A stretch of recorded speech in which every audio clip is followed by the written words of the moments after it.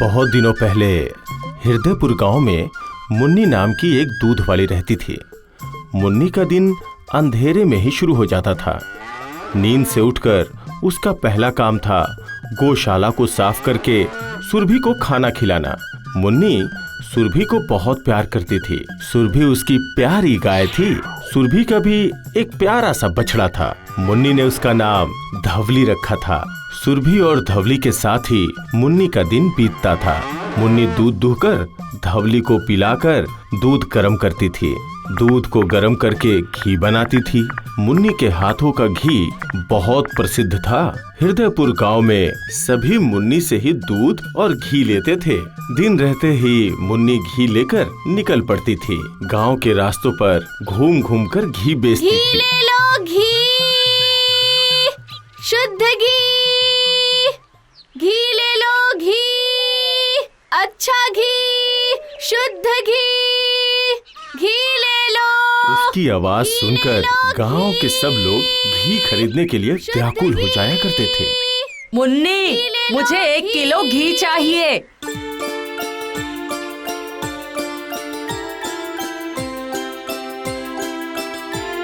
ये लीजिए मौसी, लीजिए। मुन्नी से घी लेकर उसे पैसे देते हैं। मुन्नी चली जाती है दूसरे ग्राहक के पास। ऐसे ही मुन्नी का दिन कट जाता था। मुन्नी की तरक्की देखकर मुन्नी का पड़ोसी कालू और उसकी पत्नी माला को बहुत जलन होती थी।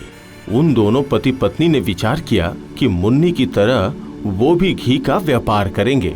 एक दिन कालू ने अपनी पत्नी से कहा, सुनो माला, हमारे पास भी तो गाय हैं, हम भी घी का व्यापार शुरू कर सकते हैं ना? पर ये बताओ, मुन्नी के मशहूर होने पर ये बताओ कि हमारा घी कौन खरीदेगा भला? अरे सब हो जाएगा, बस जरा सा दिमाग लगाना पड़ेगा। हाँ, हम उस मुन्नी को कम मूल्य में घी बेचेंगे, जिसमें आधा हम वनस्पति तेल मिलाएंगे और आधा घी होगा। और थोड़ा सा घी की तरह महकने वाला पाउडर छिड़क देंगे। ये सोचकर उन्होंने घी का व्यापार शुरू किया। पहले कालू मुखिया की पत्नी के पास गया।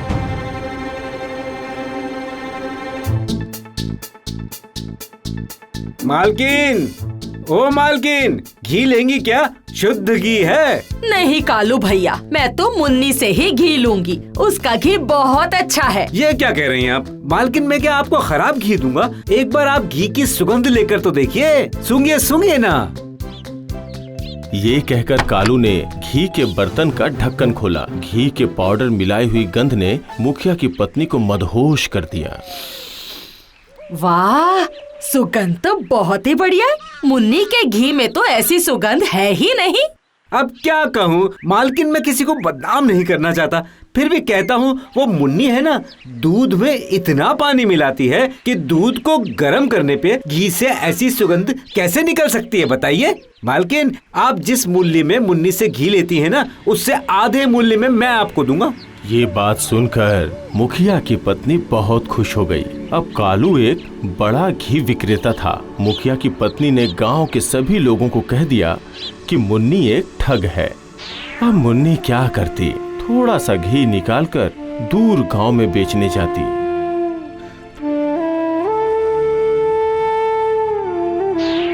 घर लौटकर सुरभि और धवली को पकड़कर रोने लगती और कहती, सुरभि, सुरभि बता तो, मेरा क्या कसूर है? सबने मुझे गलत क्यों समझा? सुरभि। मुन्नी जोर जोर से रो रही थी और अबला सुरभि मुन्नी की तरफ टकटकी लगाए देखे जा रही थी। एक दिन मुन्नी दूर गांव में घी बेचने जा रही थी। रास्ते में एक ग्रामीण ने उसे बुलाकर जोर से डांट कर कहा, ए मुन्नी, मैं तो तुम्हें हमेशा सच्चा समझता था। तुम तो इतने दिनों से हमें ठग रही थी। कालू के घी की सुगंध तुम्हारे घी से बहुत अच्छी है, बहुत अच्छी है, और मूल्य भी तुमसे आधा है। छी छी छी छी छी, छी मुन्नी, छी। मुन्नी ने चुपचाप सारी बातें सुनी। वो अकेले बैठकर रो रही थी। आज सुरभि की आंखों में भी आंसू थे। सुरभि भी रो रही थी। कालू की खुशी का ठिकाना नहीं था। उसकी बिक्री बढ़ गई थी। उसने और लाभ की आशा में घी में और भी अधिक वनस्पति तेल मिलाकर गांव के रास्तों पर बेचते बेचते वो पहुंचा सत्या हलवाई के घर। उसे देखकर सत्या ने उसे बुलाया। अरे कालू भाई, आज मुझे 4 किलो घी दो जरा। क्यों, क्या बात है सत्या? आज इतना ज्यादा घी ले रहे हो? कोई अनुष्ठान है क्या? अरे बाप रे, तुम्हें पता नहीं है क्या? आज जमींदार बाबू के नाती का अन्नप्राशन है। मुझे देसी घी की मिठाइयाँ बनानी है। कालू ने 4 किलो घी वजन करके सत्या हलवाई को दे दी।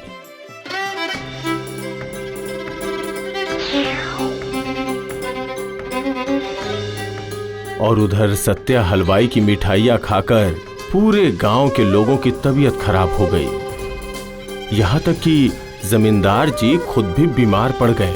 उसके बाद सत्या हलवाई को बुलाया गया। सत्या हलवाई के आने पर जमींदार बाबू ने पूछा, वो भी कड़े स्वर में, क्यों रे सत्या, तुम्हारी बनाई मिठाई खाकर गांव के सभी लोग बीमार कैसे पड़ गए? जरा बताओ मुझे। तुम्हें तो पता है मिलावट करना कितना बड़ा पाप है।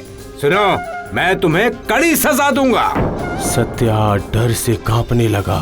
एक तो बड़े जमींदार, ऊपर से इतनी कड़ी आवाज। सत्या के हाथ पैर बिल्कुल ठंडे पड़ गए। किसी तरह से हिम्मत जुटाकर सत्या ने कहा, बाबूजी, खाना खाकर मैं भी बीमार पड़ गया था, पर विश्वास करिए, मैंने छेने में कोई भी मिलावट नहीं की थी। सिर्फ घी लिया था उस कालू से। उधर गांव वाले गुस्से में आए और एक ग्रामीण ने कहा, वाह वाह वाह वाह वाह, अपनी गलती छुपाने के लिए उस बेचारे कालू पे दोष लगा रहे हो। तुम्हें शर्म नहीं आ रही है? हाँ? दूसरे ग्रामीण ने कहा, हम तो सब उसी से घी लेते हैं, पर हम तो कभी बीमार नहीं पड़े। स्वीकार करो कि तुम्हारी मिठाई खराब थी। सत्या ने मन ही मन यह तय किया कि वो कालू को रंगे हाथों पकड़कर ही रहेगा। इसलिए उसने मुखिया जी के सामने जाकर कहा, मुखिया जी, मैं सच कह रहा हूँ। मैं हमेशा शुद्ध छेने से ही मिठाइयाँ बनाता हूँ।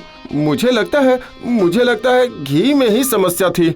अगर आप मेरे साथ एक बार चले तो फिर कौन सच कह रहा है और कौन झूठ कह रहा है ये साबित हो जाएगा।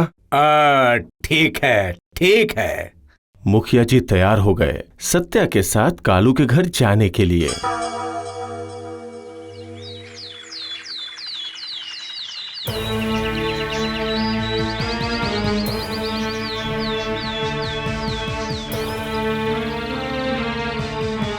दूसरे दिन सुबह सत्या और मुखिया जी ने कालू के घर की खिड़की से भीतर झांका। उसी समय कालू और माया घी में वनस्पति मिलाने में व्यस्त थे। तभी सत्या और मुखिया जी घर के अंदर चले गए। मुखिया ने कहा, छी कालू, छी, तुम इतने नीच हो कि खाने के सामान में मिलावट करते हो। तुम्हारे मिलावट के घी खाकर गांव के सभी व्यक्ति बीमार पड़ गए थे और सारा दोष तुम मुझ पर डालकर खुद सच्चे बन गए। चलो कल कचहरी चलो, कल तुम्हारा फैसला होगा। दूसरे दिन जमींदार के घर हाजिर हुआ कालू। सत्या और मुखिया जी ने जो देखा था वो सब बताया। सुनकर जमींदार ने कहा, खाने की चीज में जो मिलावट करते हैं वो एक तरह से खूनी ही है, समझे तुम? तुम्हें मैं राजा के कारागार में बंदी करूंगा। बाकी के जो दिन बचेंगे वहाँ बैठकर रोना तुम। सोचना, ज्यादा लालच पाप है और पाप से मृत्यु। उसके बाद राजा के सेवक आकर कालू और माला को पकड़कर ले गए और गांव वाले समझ गए कि उन्होंने मुन्नी पर बहुत अत्याचार किया है। वो लोग मिलकर मुन्नी के पास जाते हैं। मुखिया की पत्नी ने कहा, मुन्नी, हम सब यहाँ पर तुमसे माफी मांगने आए हैं, हमें माफ कर दो।